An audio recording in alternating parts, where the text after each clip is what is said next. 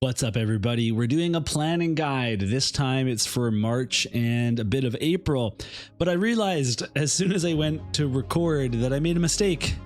There's actually 5 weeks in March, so this guide, while accurate in that these are the units and VCs that are coming, says that there are 4 weeks in March and that there's the 2 weeks there in April. So, I promise you there are still going to be at least 2 weeks in April, but there's 5 weeks in March. So the week 1 of April on this graphic is actually the 5th week of March, and the week 2 on this graphic is actually the 1st week of April. Now, all of these types of things are possible to change at any time. We don't know what's happening in global. For instance, we've had things like the, 1 week rerun of all the different Final Fantasy collaborations before. We've had things like, maybe a new global first unit, or maybe just reruns will come for a week. Maybe it's going to be Addison Ray. We don't know exactly when all of that is going to go down, but if we take the the JP banners and we kind of put them together, this is what it's looking like. So the first week, which is the week we're on right now, is Rulgia. He's already come out, so that means that we're anticipating next week to be the Luartha VC. And here's another mistake: it's the Wedding VC, the free one that we got. We actually got it this week, but that's okay. It's fine, like it's just a free VC, so not a huge deal there. However, so after these first 2 weeks of March, that's when we're going to be in anniversary territory. And in JP, the way it actually rolled out was that Sephiroth came with his VC in a separate week from Yuffie. However, the way that we've generally seen these banners come to global is that the units come together in global and then the VCs come after. So my prediction here is that we're going to see Sephiroth and Yuffie banners on the 3rd week of March, and then the week after that we're going to see the Yuffie and Sephiroth VCs, which are job-based VCs, and then we'll also see the Dark Ifrit VC, which is a Fire and Lightning Esper and VC, specifically a Fire Esper though. And then in the 5th week we'll see Lysol, or Lysol as I like to say, which is another Warrior of Crystal type, Fest unit, and then the week after that will be the Heindler VC. So we're going to go into a little bit about what each of these units and VCs do, and what if you should be looking forward to them. But that's just our kind of our glance at the future. All right, so we're going to skip to week 2 since we've already talked about Rulgia in my Should You Pull video, and we're going to talk about this Luartha VC, which is for axe, gun, glove, and mace users. The unit effects are for anybody, and they increase your attack by 20% and increase your accuracy by 8%. The VC has no magic stat, so it's an attack-based VC, but it does have 3 agility, which you love to see. The party effects are also very strong. We got 20% crit chance, 24% magic resistance, and 35% missile attack. So if you're using this in a gunner heavy team, this is obviously going to be pretty powerful. However, you don't really have a tank that can necessarily take advantage of this and get that magic resistance and protect your gunners. So this is kind of a tricky VC to figure out how to use, although you can look at Earth specifically because they do have an Earth axe wielding tank, which is Moraga, and they have mace users in Nashari. So there is a team here for Earth specifically, which works well with Rulgia as well, but overall this isn't a VC that I anticipate a lot of people are going to be pulling for. All right, so we are going to look at Sephiroth and Yuffie next, and Sephiroth is going to be the start of 100 cost collab characters, and he is a dark slash attacker. He is very powerful, despite what one person might try to say online. He is super powerful. There's no doubt about it. He has 100% hit attacks on his kit. He can remove courage, re-raise. He has barrier breaks. He can dispel protect. He's got a non-type skill. He can get super high defense penetration. He can get slash resist penetration, and even has an 80% preemptive counter that he has to use an ability to get. But then that's a really high counter chance. He gives elemental resistance. He gives himself an all damage barrier. He has auto restore for AP, and he even has AP consumption down. So he's just going to be a total just stacked DPS unit for dark teams and beyond. Really a safe pull for most players. There's no doubt about it. You can just go for it. He really is that good. The only thing that he's missing is courage and re-raise, but in global we have the Halloween Ryryu TMR, which everybody can use, unlike in JP. So you know, that's something that you can look for in the future, but he's already just so solid.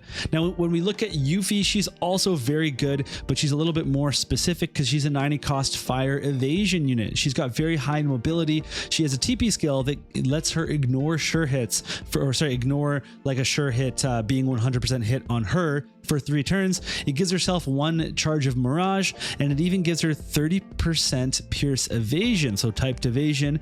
She has very high defense penetration when her HP is 80% or higher, and she has a very high slash pen as well. She can dispel, protect. She has multiple chaining moves to get through barriers and deal higher damage, and she even has a non-type skill as well. She even has increased chance of inflicting blind, which will be really great for your evasion teams. So if you're prepared to run fire evasion, then Yuffie is going to be a no-brainer for you to pull, but if you're not into evasion or fire, then she's a little bit easier to skip. All right, then in the following week, in week 4, the second to last week of March, we're going to see all of the VC and Espers come out here. So first off, let's talk about the Sephiroth VC, which is a sword for red mage user, that category, whatever group that is, katana users, staffs, but specifically the green mage group. So, you know, good luck figuring that all out. I guess you know it's going to work on Sephiroth, so there you go. So this is going to be bestowed 8% agility. It has slash attack 42%, reaction block rate 32%, and crit evasion 20%. And then it's an attack card. There's an AP stat on it as well, which is pretty nice. This is obviously very good for Sephiroth, and will probably have some global upgrades, so it's something to keep in mind.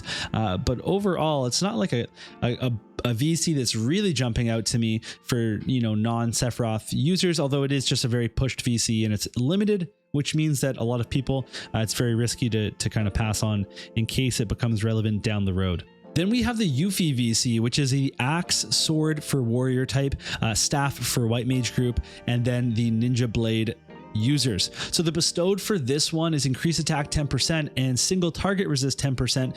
It is an attack VC again with the luck stat for those evade users. The party effect is acquired AP 60%, crit damage 20%, and evasion rate 20%. This is such a good VC because it works on a bunch of fire units. So Yuffie, Sorrow, Valentine, Ildira, and King Mont can all benefit from these effects. The fact that you can use it with all the fire evasion units for a triple evade party, but also if you wanted to fit a tank in there, King Mont's still going to benefit from all the effects. Although the party effects aren't incredibly meaningful for him, it's still nice that he can maybe evade if someone has really bad accuracy, but more importantly that he can kind of acquire some AP in order to use some skills of his own. So really like this. This is a no-brainer for any sort of fire team that you should just be pulling for this, and then otherwise it's going to be very specific to your needs. But again, it's limited, so something like this with evasion on it, I would almost say you got to pick that up, but you know, it's going to be your call. And then, you know, if it wasn't already hard enough for fire players, hope you saved a lot of Visior. We're going to have the Dark Ifrit, which is a fire lightning VC, and there's an Esper as well. The bestowed for this is going to be increased attack 10% and AoE resistance 10%. The party effect, increased defense penetration 25%, pierce resistance 10, and slash attack 26%. Now this card has 4 agility, 25 luck, 20 AP, and has no magic on it, so it's an attack VC. This is a really good VC. Any VC that gives defense penetration is really, really good. So I've skipped all Dark Espers up until this point. I think I will be pulling for this one. Part of it is how good this VC is. The other part is that the Esper is also very good. So this Esper has 18 agility. It gives 25% confusion resistance at level 99, or you know, whatever the max 3-star is. And then it has some pretty big nodes on there too. So 25% slash resist, 22 evasion, 38% reaction block rate. And then it's got other things like water resist, fire attack, ice killer, slash attack crit rate. Lots of good things on this Esper. It's a very powerful Esper, very powerful VC. So I will be popping my Dark Esper cherry. and I will be pulling for this as well. So I'm really going to be going all out at this anniversary. Then in the final week of March, we're going to see Lysol, which is again part of the Another Story collab, or not collab, but I guess fest event type thing. And with her, we're going to see a DPS unit, 100 cost win unit, dagger wielder. She's got 3 to 4 move, 2 to 3 jump, so she's very mobile. She has a very high slash resist. She can grant herself protect and shell, and she's got a pretty solid TMR. So this TMR is 2 use. It gives 25% agility and 15% AoE resist for self. So that is, and it's an accessory as well. So this is a really powerful effect. I know there's a lot of good TMRs out there, but this one will certainly merit some consideration with those theory crafters. She has a slash in peril. She's got a barrier break with a dispel on it. And then she has a physical damage barrier and damage absorption, so she can heal herself. She also has pierce and strike subs, lots of different damage types, and her LB is a large AoE which blinds enemies, and while they're blinded, it lowers their defense penetration by 30%. So this actually enables your bulky units with lots of defense to survive more damage. It looks like she's going to be a pretty good wind unit, certainly, and I definitely, I'm not into wind, but I think wind users are going to be pretty hyped for her. Then we have week 2. Week 2. Again, I make this mistake. It's going to be week 1 of April unless things shift. And this is going to be the Heindler VC, which is for great sword users, dagger users, and mace users. The bestowed is slash attack 10% and AoE resist 5%, which is kind of underwhelming. And then the notes here, I have that it's an attack VC, 3 agility, and 36 dexterity. The party effect, which is the main thing we're looking for, is 24% slash resist, 40% attack, and 25% accuracy. So that's a really strong party effect. All 3 of those things are incredibly useful, and I'm kind of curious what people think they might be wanting to build with this VC. There are 2 elements in particular that do have a pretty good combination for this card. So of course, if you do get this for Lysol, it's going to be really good for her, but it also works on Little Leela Halloween, it works on Joom, and it also works on Sadly. So that's a pretty good combination right there. And then in the dark element, it works with Little Leela the Bold, Joker, Stern, Knight of Ruin, regular Stern, I guess, and then Venera. So there's actually a few selections there that are quite interesting. So dark and wind players might pick up this VC, but again, these VCs are so hard to understand. I skip most of them. I know that might not be the best plan if you're min-maxing, but I'm still figuring out these teams, and I know that a lot of you are also still figuring them out. All right, so that's going to be it for this unit planning guide. I hope it was useful for you, and I apologize for those errors in the beginning, that there's actually 5 weeks that start in March for this, for banners, and that, I put the marriage VC in the wrong spot. Now, of course, there's things that might change about this. I'm not perfect. I'm not even close. Not my fault. I'm trying my best here. But if you have any feedback for me on the process, on the infographic, you're going to share it with me anyway. People always do. But I am very curious about people's predictions. It's kind of funny, whenever I make one of these videos, people are so a matter of fact about what they think's going to happen. They put it in the comments like it's been leaked or like it's been confirmed, like so-and-so is coming, like you just got it wrong, Mysidia. And then half the time those are wrong.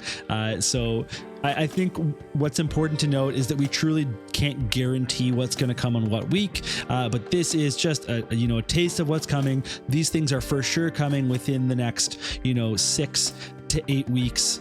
So if you want to save for them, here's some information, and I hope that it was useful.